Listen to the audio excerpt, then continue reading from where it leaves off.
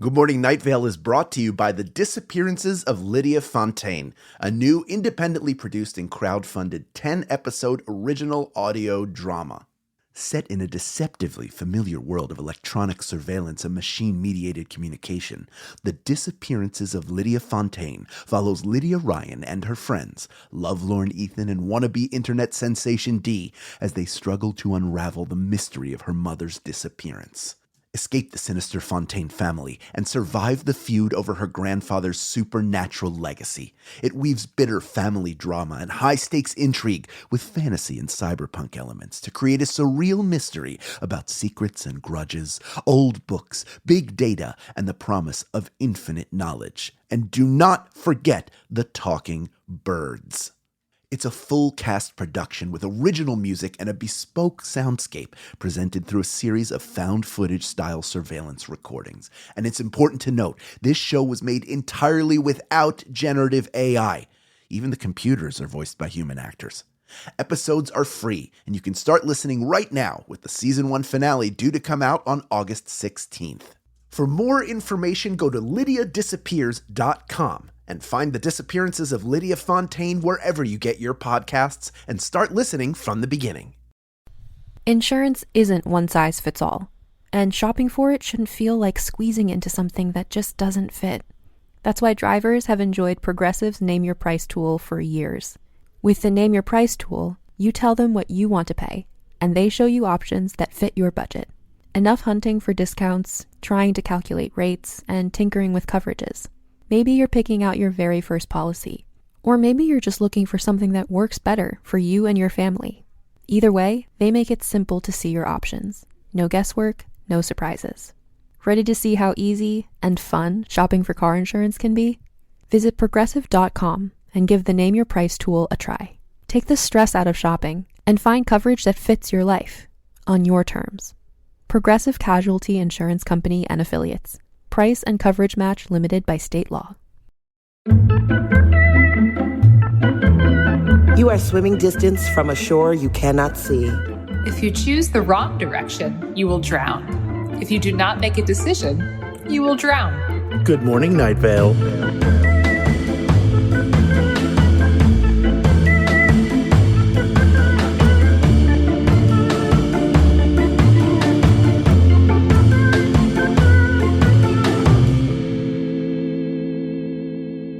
Hello, world. My name is Meg Bashwiner, and I am one of your hosts on this blessed podcast.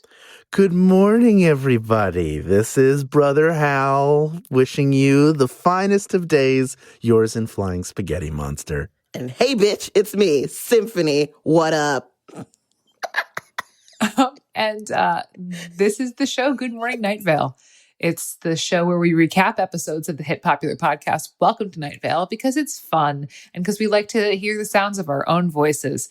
Today, we're recording this. It's Wednesday, January the 5th at 9:19 p.m. Eastern Standard Time. It's my Uncle Emil's birthday. Happy birthday, Uncle Emil. Happy birthday, Emil. HBD Emil. And this episode is episode 101, and the description is as follows. Mandatory annual spring cleaning is coming. Here are the guidelines for the new municipal landfill facility. Let's talk about it. Let's talk about it. So yeah, this episode was co-written with Bree Williams, and this is Bree's first episode of writing with the Night Vale crew. Wonderful. And this episode came out at the beginning of 2017. Love Bree. So yeah, Bree has written many episodes over the years, but this is the first one. And there's also this has been a recent follow-up to this episode in current Night Vale times. Bree wrote a follow-up. But I don't know nothing about that. So we won't even talk about it. Never. We can talk about it when we get there. In 6 years. In 3 years. Will it be 3 years? We should do the calculation. Someone do the math. Well, we're in 2017 right now, but it's 2022. We're in, what is this, the fall of 2017? I think because we'll never catch up. Basically in the same schedule. I think we caught Early up on. a little bit because we were doing one a week. And then we shifted to bi-weekly, the same as Night Vale. So I think either we catch up one, then the distance remains, or we get a little further away and then we catch up. They take more breaks than us. So Oh, do they? we have 2 more episodes a year than them. Okay. So then by 2094, we will catch up. Yeah. Well, yeah, we'll never quite catch up, but we will eventually get to this follow-up to this episode. nice. So Yeah. Well, I look forward to whenever that happens. This episode was very heavy in like memories and I mean, obviously all the things that are intangible and not physical that you're able to take to the dump or whatever. But I thought a lot of them were very dark, no? Or wistful. yeah, like complex. Yeah. There was not really a lot of light memories. It was stuff that was like kind of had like a sort of like painful or just sort of growing up, the ickiness that is growing up memories. Yeah. Like embarrassment, painfulness, and stuff like that. It was not like the memory of the first time you learned how to blow a bubble. Right. You know? Yeah. I mean, a lot of it is stuff that were you in therapy and were you carrying around not even just a memory, but the burden of these things.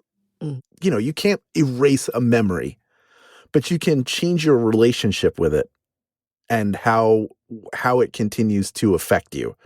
So there is sort of this idea of I'm going to go to the landfill and what is the thing in my mind? Like there are things from high school that still bother me that I did. And I can never throw away the fact that I did them, but I would love to not feel bad about it anymore, to go, hey, 17-year-old Hal, you made a mistake and I forgive you.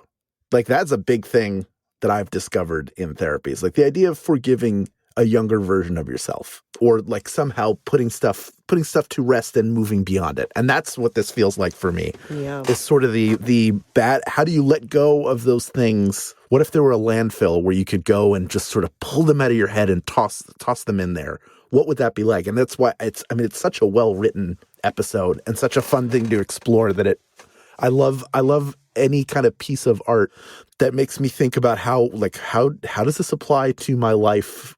How would I approach this if I were in the shoes of the citizens of Night Vale going to this landfill where you're throwing away concepts or memories or, you know, just the effects of them. Yeah, I thought it was also really well written. And because those memories, some of them were so visceral, I was like, God, I've had that feeling before, especially the one about like, you like a friend and you're not sure if you want to take it to the next level. And then you guys end up like hooking up or like, or whatever. And then like those feelings and you're like, wow, everybody's kind of had something similar, maybe not that exact situation, but those feelings of being like unsure of yourself. I think a lot of those things were pretty universal. And, you know, just the awkward things that you do or say or want to do or want to say that never happen. And like, it's very strange. I'm sure everyone has these, but like those memories that just pop into your head and you're like, oh, like make you like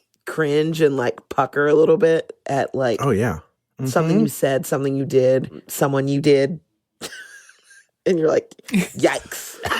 And isn't that ultimately so it can take you to a very unhealthy place where you start applying those things instead of going like, oh, that was a weird moment to go like, am I still trapped in, or if I had only done whatever, like every single moment that you feel bad about or that didn't turn out right is somehow your sliding doors moment. I think that's like the worst sort of thought pattern to get into. So like you do want to throw that stuff away.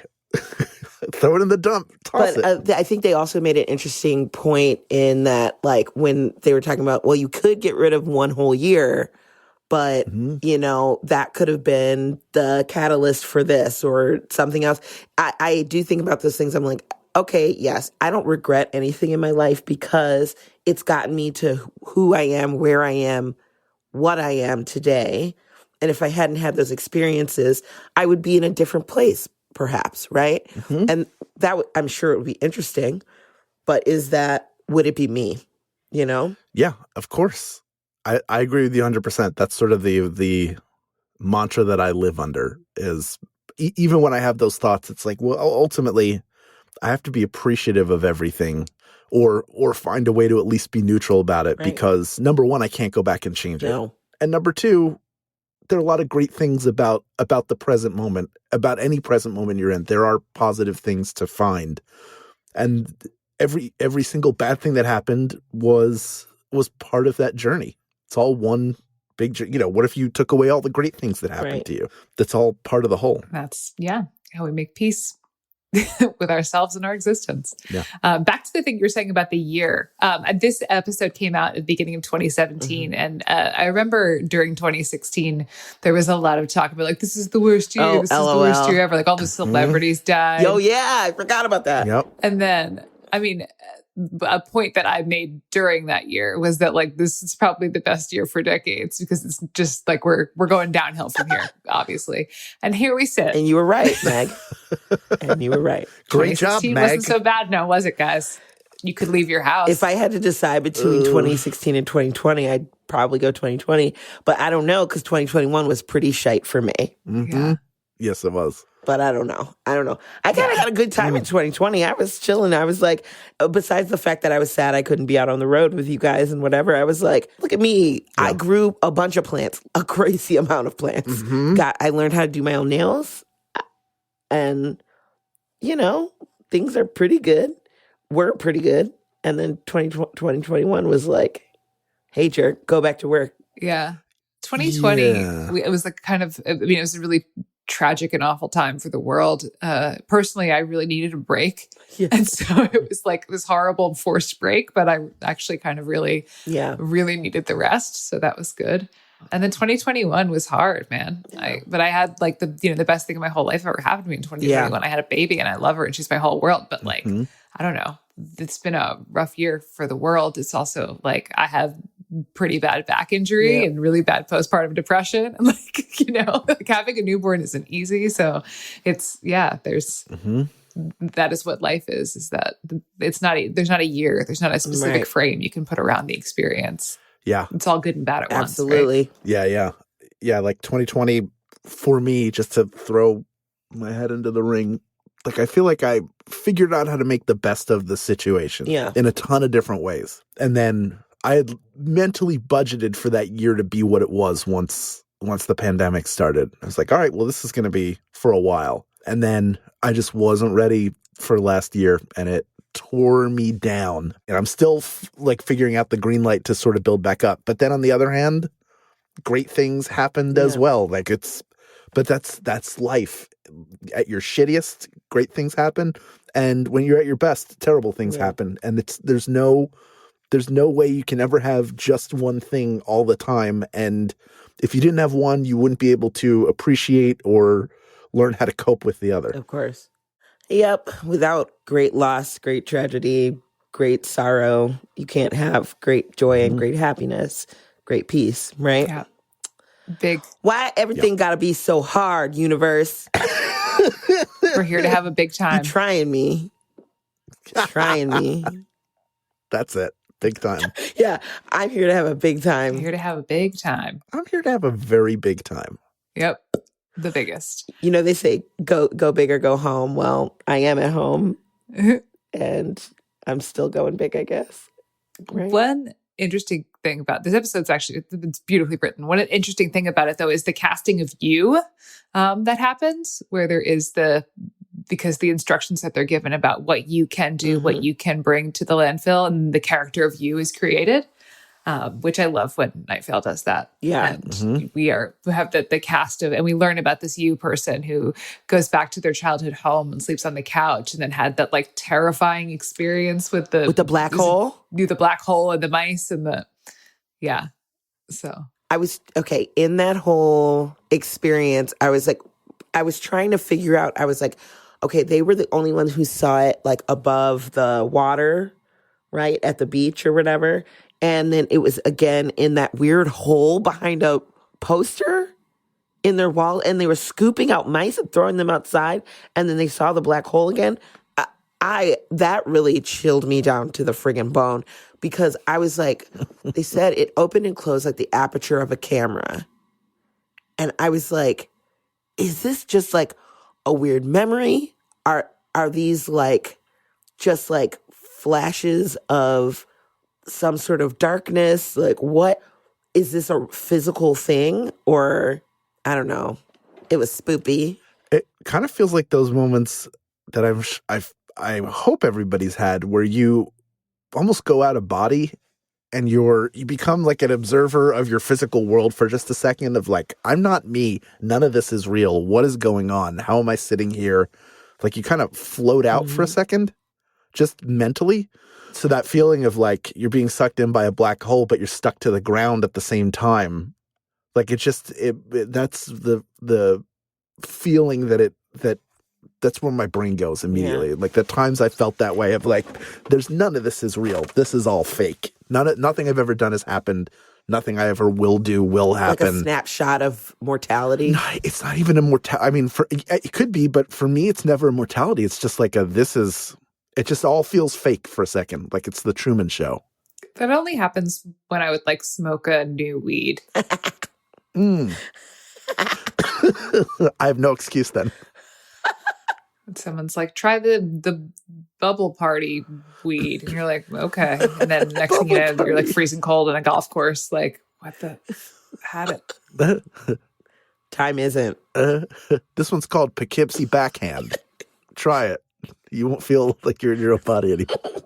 Oh, I was going to say, can we talk about the boxes? Yeah. Mm-hmm. Okay. It made me feel very much like a la, like, what's that? Not The Cell. Maybe it was The Cell. But there was like a horror. You guys, I know, aren't like crazy about horror, but there was like kind of a horror thriller movie where maybe it was The Cell. You're trapped in this thing and it's like a bunch of rooms and it switches around and you had to like figure out how to get out.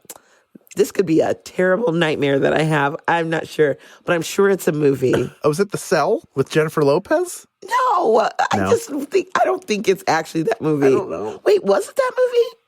No.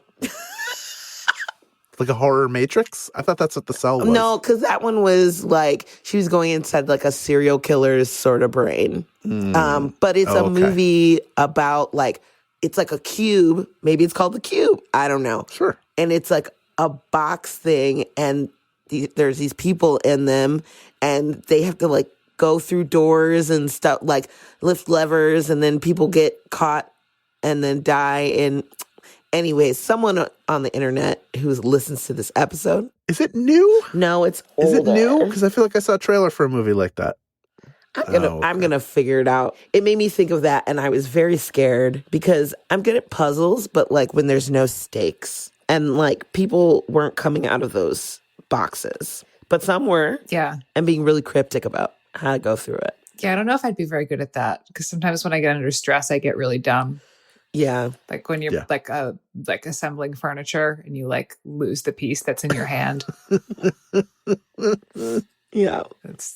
That kind of thing happens to me a lot. I mean, all the levers and dials and things made me think of a video game. Made me think I thought of Tomb Raider immediately. Mm-hmm. This is weird. The original Tomb Raider is a very lonely game because you're just sort of running through dark caverns and then every once in a while a dog attacks you, a wolf, and you have to fight the wolf. And you don't want to fight the wolf. I just want the dogs to be nice. To just leave me alone. I'll leave them alone. I'll feed them. They could become my pets. It's very lonely. And then all of a sudden there are dials. So there's like a puzzle you have to solve. I think I have seen it. Gotta rate that too. Yeah. Gotta rate it. Anyway, that was my Game Informer review of Tomb Raider. No, I think I have seen that one. I've not played a lot of games, but I've seen them played. Yeah. There are a lot of, if you enjoy puzzles, if you're a puzzler, there are a series of games for your mobile phone called The Room, which is like a weird sort of Victorian horror. You put in a room with all these puzzles that you have to solve in order to go deeper and deeper into this, like, the madness enveloped me and blah, blah, blah, blah, blah. There's like a parallel universe in it. And there's room 1, 2, and 3. And then there's one for VR headsets too, which is pretty cool. And they're really, really fun and engaging. And when you solve them, you feel super smart. Damn. Even if you have to look up how to do it online. You're like, walk through. Not saying I have, but I would. And isn't that a smart way to do it? Yep. I think so. This episode I believe this was the first one of the year of 2017. And this is the first one of our year. And it kind of has that feeling of like leaving behind things and getting like this the spring cleaning episode. But it's like has that sort of what you bring it's into the new year. Yeah. But also while saying that years don't really exist. So, and that we have like they're kind of just lines in the sand that we draw. But as we, 3 people enter 2022, what are we leaving behind us? What would we like to bring to the dump?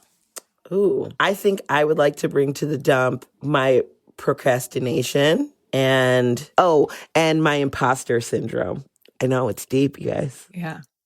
I know that you can't bring physical pain because it's physically there, but I will bring, I guess, the fear of pain for the pain that I have in my back and the fact that my left leg is still numb. Oh. 6 months later. I'd like to give up the numbness. Can I give that up, the numbness in my leg? That'd be great. Yes. Well, I feel like I would just give up anxiety, the fear and anxiety that is so prominent in my life. That would probably help with a lot of stuff. Oof. That would take a weight off. Can we talk about, okay, they slipped it in like right under the wire, but the thing about the other basement, Cecil's other basement. Yeah, just casually his other basement. I know. I was like, you can't be like, oh yeah, there's this basement that's attached to my basement, and I go there sometimes, and they have the same stuff. Yeah, it's just a passage. And I'm like, what the hell? And he said it was full of emotional baggage, and I was like, is this a metaphor or a real place, Cecil? Speaking of real place, I'm in this Facebook group for my town. And someone was posted. It's like a lot of people posted. They've moved away, but they post about their memories of like living in the town. And they're like, "Do you remember this person? Their basement connected to the tunnel to this basement." What? So apparently, like in the village of my town, a lot of houses have connecting tunnels, like underground. No, Was that an Underground Railroad thing, or was that when it's cold, we need to be able to deliver goods or see one another without being out in the oppressive cold? I'm guessing it was a when it's cold thing. I don't know. Was the Underground Railroad really underground? No, but I'm sure there were tunnels for part of it. There must have been some tunnels somewhere. Somebody had a tunnel. I think there were like hiding places. Yeah. I don't think. Yeah, they weren't like taking the tube to freedom. A pneumatic tube. No. A pneumatic tube. I think that was the question that someone asked. They were like, were these part of the Underground Railroad? Mm-hmm. Or were they some sort of, it's Hudson Valley. It could have been Revolutionary War smuggling. Yeah. Or prohibitionists. Yeah, it could be smuggling. It could be smuggling. It could be anything. I mean, yeah, my town is from like 1617. So. Well, I'm going to say it's for freaky sex stuff. That probably was it. Oh. We've only had the internet for a handful of years. Before that, people just had to do freaky sex stuff and tunnel underneath each other's houses to do it. Yeah. Well, I can't have anybody see me going over there, so I better get a shovel. Yeah. And then foam party. You just fill up the tube. Yeah. Was anyone, speaking of back to our times, was anyone listening to all these sanitation guidelines and how they're like, and being like, this is just like the CDC telling us to the new quarantine. It was just like all the different conflicting rules about what can be dropped off and where it's like these sort of things have to go to the old landfill, but the old landfill is closed. And I was like, is this just like the continual government tangle?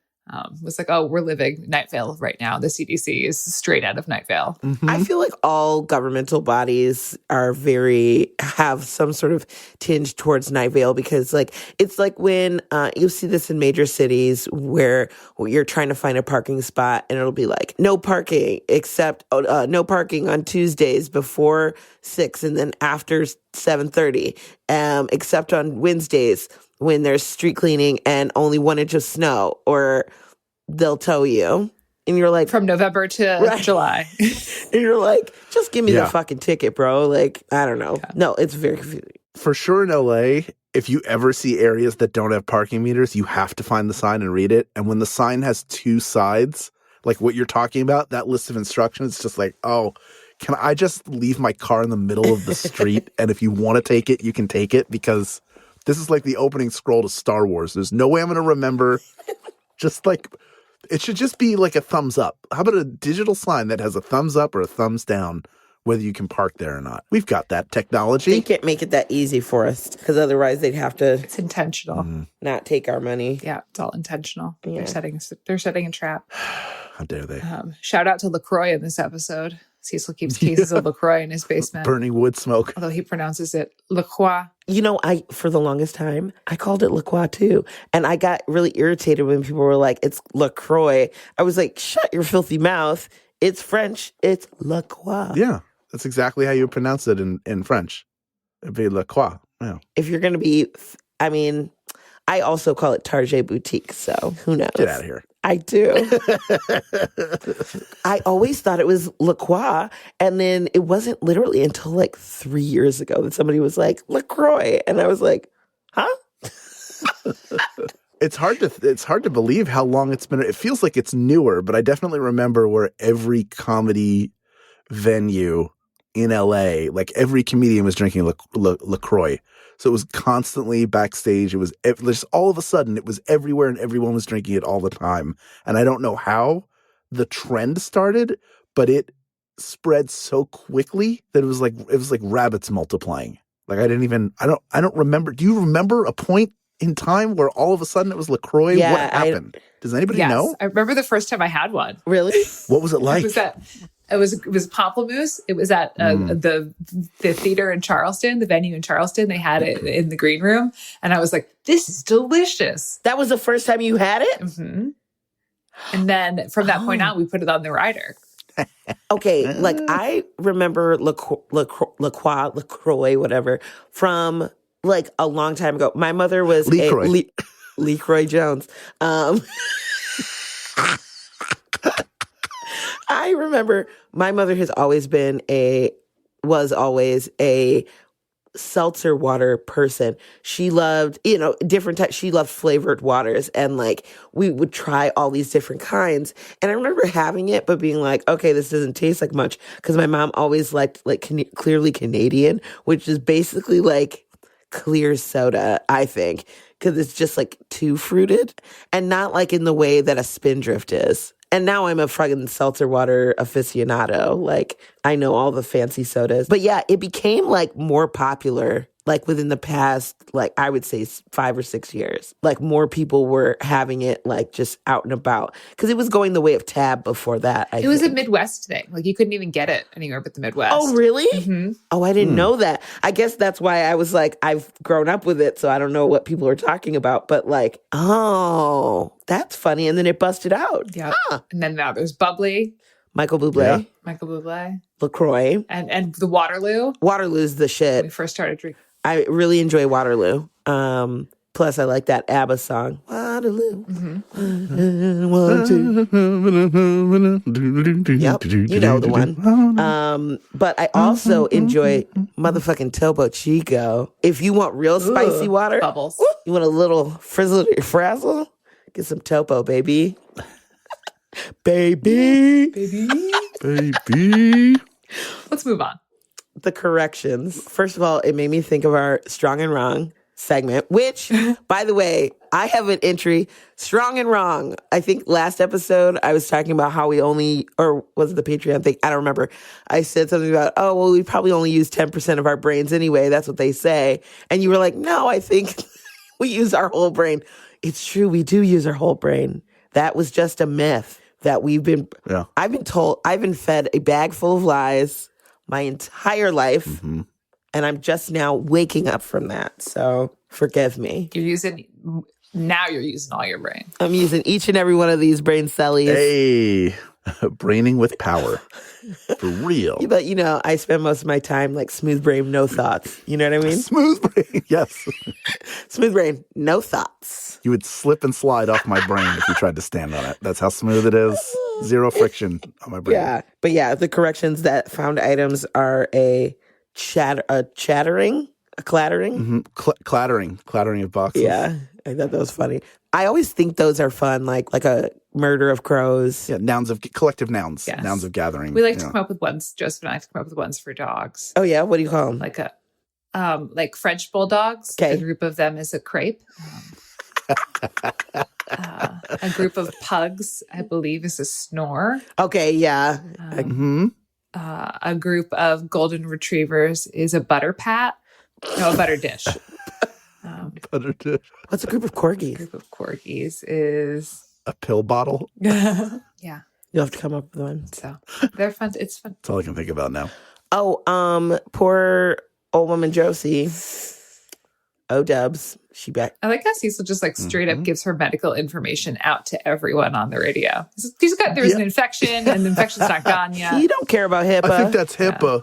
Yeah. But I'm just like, see, it's like you just feel like she's not doing well. You don't have to get into specifics of the diagnosis. the infection multiplying within her hip. That's crazy. Well, everybody cares. Yeah. But we thought we were out of the woods with her, and we are not. So You're never out of the woods. The thing about, I couldn't get this out of my head when he was talking about the character of you kind of doing the that summer part where you had the cool sunglasses and all that. Sunbrella. And he said something about it's like stuck like a bad churro, and I was like, oh, there's nothing worse than a bad churro. I still pine for that one churro in Indianapolis. Where was it? Indiana somewhere. Where I swear to God, it smelled like churros backstage. And I was like, hey, where can I get a churro, to somebody that worked there? And they sent me all over the place. And every time they sent me to one person, I'd be like, hey, I was told there were churros. And they're like, go down to this one. And I went and they didn't have it. And when I got to the final person, I was like, hey, I was told you guys have churros. And he's like, what? And he acted like I was insane. And I was like, I swear I smell churros. He's like, well, I made guacamole. Could it be that? And I'm like, guacamole doesn't smell like churros. Don't try and fool me. I know the difference. They always choose one person who comes in for a show and they spray churro scent near them. And they go, oh, yeah. We'll send you on a snipe hunt. And that's why we'll never play Indianapolis again. Catch some wild snipe. Never. They got a lifespan for fucking around and finding out. Put churros on the rider next time you're there. Fresh churros. Up next, we hear from fans and friends of the podcast. But first, a conversation about this episode's weather, which was Letters by Lara Lynn. I know we say this every time this happens, but generally the music doesn't, the weather doesn't go with it's not meant to go with it. Right. This one went so well with this episode. First of all, it's like a story song. Mm-hmm. There's like a story, and I understood everything she was saying. You know how some people got the mumbles, but not Lara. She's no Ariana Grande. She was singing very clearly. So I understood. And it was like, it evoked like that memory of someone is like, when you have like those strong memories, like when she talks about like the cigarette smell on his fingertips, like, and things like that. Mm-hmm. Those things are what you remember about a person. You're like, oh yeah, when you used to walk in and this would happen or whatever. It's just like so strong. But then did you think that this person died? Did they say they died in the song, or was I making that up? I wasn't that in. I just kind of it's like bopping along to it while doing other stuff. Yeah. So I was. Yes, me too. Okay. I was, because I was like sitting listening to it, and I was like, okay, I have to go look at the lyrics. Well, there's the one line that I liked that was like, all I can do is write these letters that will never get to you. I mean, that could be a problem with the Postal Service. They've had delays. Or they don't know where they live. Is that guy still in charge of the Postal Service? Who is messing everything up? Yes. Al Jolson? Louis DeJoy. As of this recording, yes. Yuck. But I got the feeling that the person was, at first I thought they had just broken up, and then I thought he died. Tell us what you find in your research, Meg. Anything that... I was just looking at something. I was just looking at pictures of my daughter. Sorry. I got distracted. It happens a lot. That's okay. She is very cute, that Wolfie. So I really can't blame you for looking at her. I would do the same. It happens a lot. And it was what I did when I was at your house, staring deeply into her ice blue eyes. They're like bluish green. Wolfie. Yeah, blue, green, gray. They're a different color now. We're still not sure what color they are. Because they don't settle down until like 2, right? The eyes. Who knows? Who knows if they ever will? She's a witch. That's my girl. Yeah.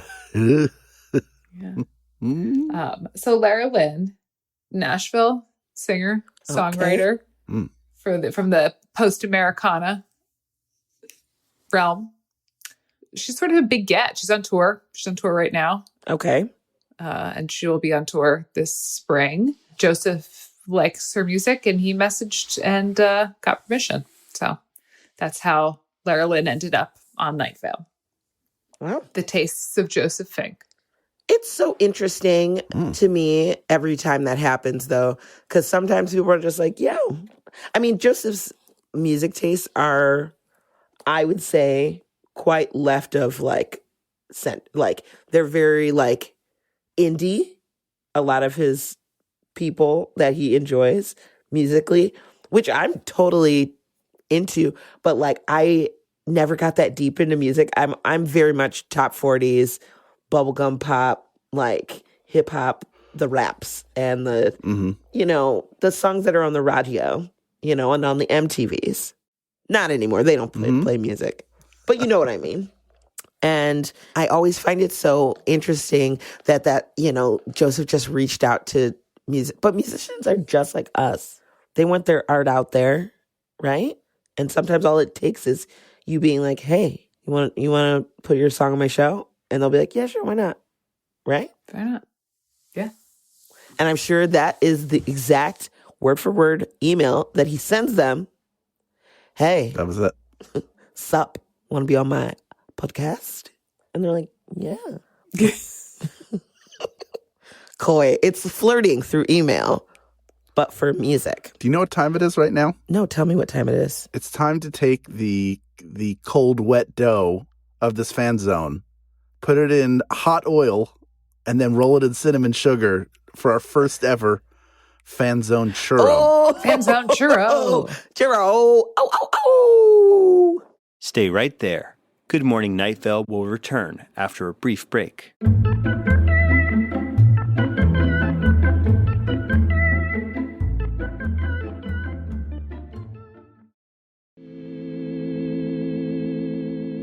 Dipping this one in the caramel sauce right now. Uh-oh. Cody writes, hello, Meg, Symphony, Hal, and or potential guest host.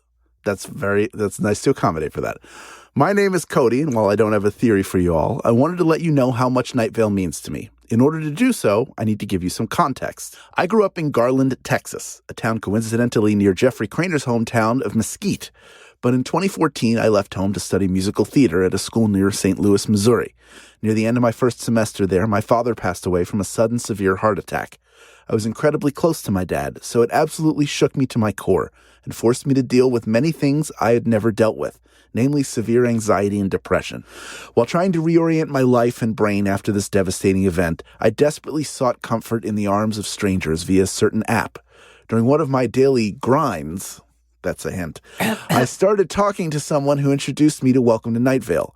Up to that point, I had never listened to a podcast, nor did I even know what they were. While the relationship with that guy was DOA, my interest in Welcome to Night Vale was piqued. I started from episode 1 and fell head over heels for this beautifully crafted piece of art. Not only did it have a wonderfully non-caricatured gay man as the main character, something I was rarely exposed to at that point, but it had the wholesome, satirical, dark humor with a semi-Lovecraftian twist that I never knew I needed. I even began using monologues from Welcome to Night Vale for auditions and classes, much to the chagrin of my professors. It never failed to put a smile on my face and a skip in my step at a time when I had forgotten what joy was. After falling for Night Vale, I became a podcast fiend, discovering more and more podcasts as the years went on, including the Thrilling Adventure Hour, shout out to Hal. It has gotten to the point that I listen to podcasts more than actual music or show tunes, and I love me some show tunes.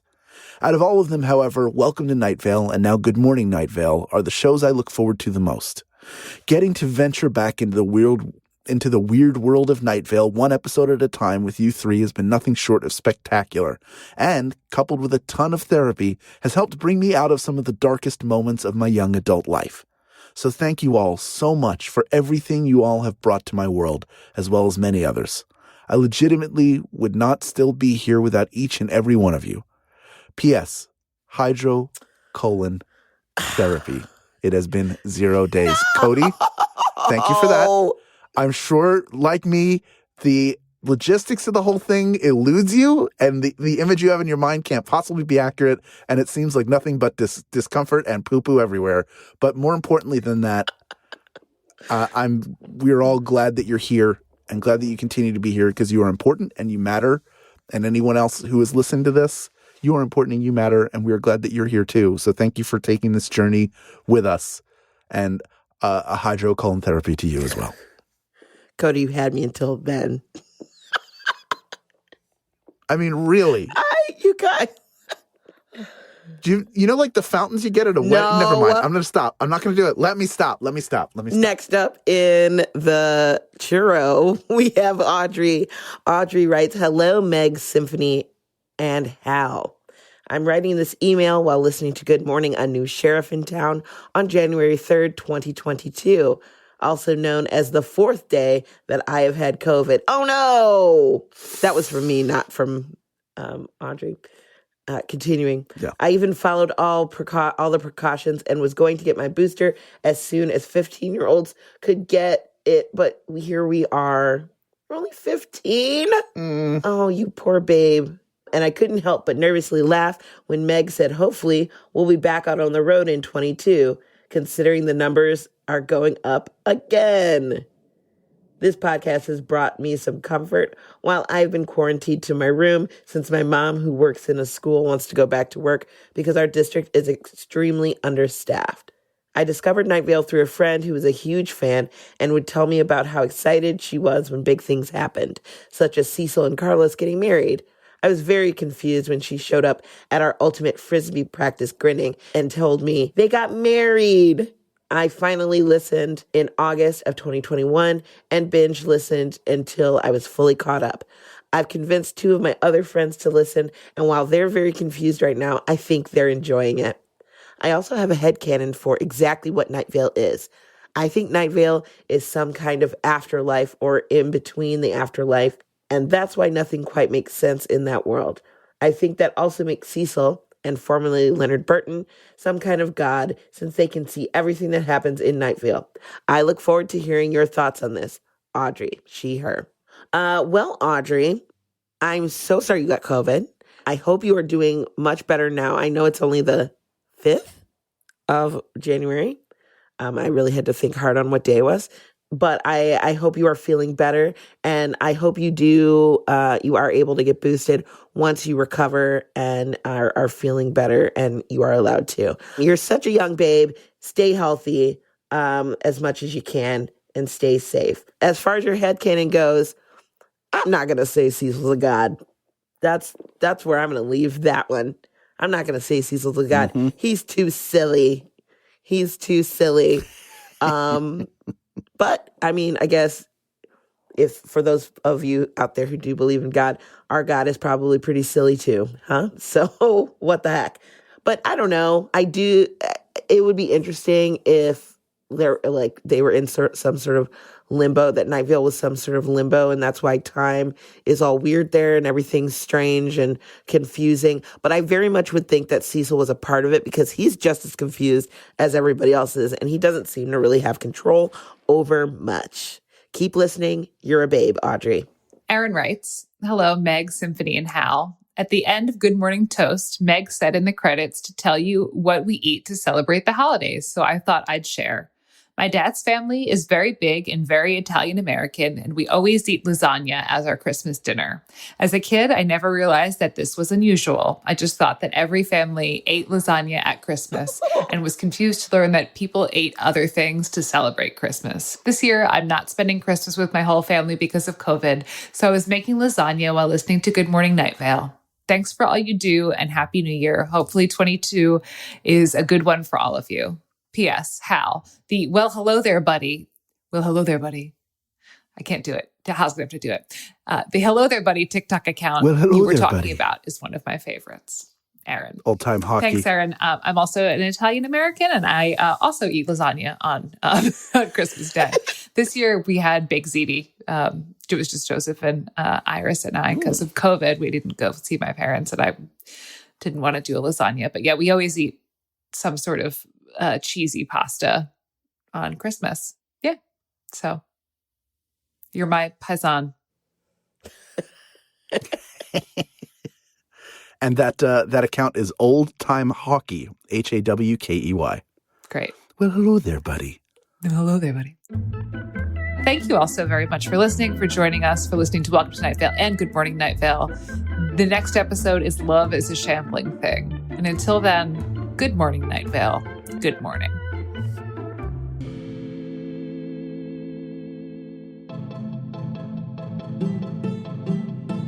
Good Morning Night Vale is a Night Vale Presents production. It is hosted by Symphony Sanders, Meg Bashwiner, and Hal Lublin. It is edited by Felicia Dominguez and mixed by Vincent Cacchione. It is produced by Meg Bashwiner. Theme music by Disparition. Special thanks to our fans who submitted their thoughts this week. Leave us a voicemail at 929-277-2050 or email us at info@goodmorningnightVale.com to share your theories and ask questions, or to tell us what not physical item you would like to bring to the new landfill.